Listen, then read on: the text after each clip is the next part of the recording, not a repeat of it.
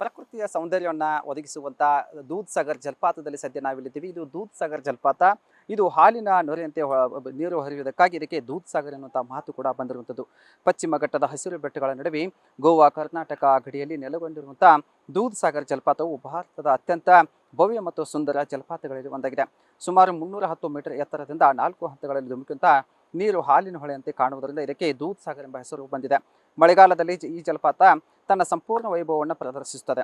ದಟ್ಟ ಅರಣ್ಯ, ಮಂಜಿನ ಹೊದಿಕೆ, ಹಕ್ಕಿಗಳ ಕಲರವ ಮತ್ತು ಗುಡುಗಿನಂತೆ ಮೊಳಗುವ ನೀರಿನ ನಾದವು ಪ್ರಕೃತಿ ಪ್ರಿಯರನ್ನ ಮನಸೂರೆಗೊಳಿಸುತ್ತಿದೆ. ಹೀಗಾಗಿ ಜಲಪಾತದ ಸಮೀಪ ಹಾದು ಹೋಗುವಂಥ ರೈಲು ಮಾರ್ಗವು ಈ ಸ್ಥಳದ ಮತ್ತೊಂದು ವಿಶಿಷ್ಟ ಆಕರ್ಷಣೆಯಾಗಿದ್ದು, ಸಾವಿರಾರು ಪ್ರವಾಸಿಗರನ್ನ ಮನಮೋಹಕ ದೃಶ್ಯವನ್ನು ಕಣ್ತುಂಬಿಕೊಳ್ಳಲು ಪ್ರತಿ ವರ್ಷ ಭೇಟಿ ಕೊಡುತ್ತಾರೆ. ದೂದ್ ಸಾಗರ್ ಜಲಪಾತ ಕೇವಲ ಒಂದು ಪ್ರವಾಸಿ ತಾಣವಲ್ಲ, ಇದು ಪ್ರಕೃತಿಯ ಅದ್ಭುತ ಸೌಂದರ್ಯವಾಗಿದೆ. ಹೀಗಾಗಿ ಜೀವ ವೈವಿಧ್ಯ ಮತ್ತು ಪಶ್ಚಿಮ ಘಟ್ಟದ ವೈಭವವನ್ನು ಪ್ರತಿಬಿಂಬಿಸುವಂಥ ಅಮೂಲ್ಯ ನೈಸರ್ಗಿಕ ಸಂಪತ್ತಾಗಿದ್ದು, ಹೀಗಾಗಿ ಈಗಾಗಲೂ ಕೂಡ ಸಾವಿರಾರು ಸಂಖ್ಯೆಯಲ್ಲಿ ಕೂಡ ಪ್ರವಾಸಿಗರು ಈ ದೂದ್ ಸಾಗರ್ ಜಲಪಾತವನ್ನು ನೋಡಬೇಕಂತೇಳಿ ಹಾತೊರೆಯುತ್ತಾರೆ. ಆದರೆ ಇಲ್ಲಿ ಯಾವುದೇ ರೀತಿಯಾಗಿ ಅವರಿಗೆ ಪ್ರವಾಸಿಗರಿಗೆ ಅನುಮತಿ ಇಲ್ಲ. ಯಾಕಂತಂದರೆ ನಿಷೇಧ ಕೂಡ ಹೇರುವಂಥದ್ದು.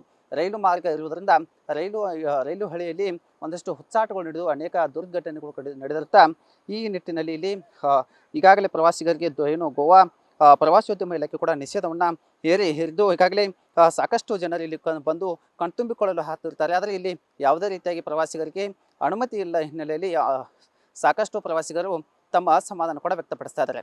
ಕ್ಯಾಮರಾಮನ್ ರೋಹಿತ್ ಜೊತೆ ನಾಗೇಶ್ ಕುಂಬಳೆ, ನ್ಯೂಸ್ ಫಸ್ಟ್ ಬೆಳಗಾವಿ.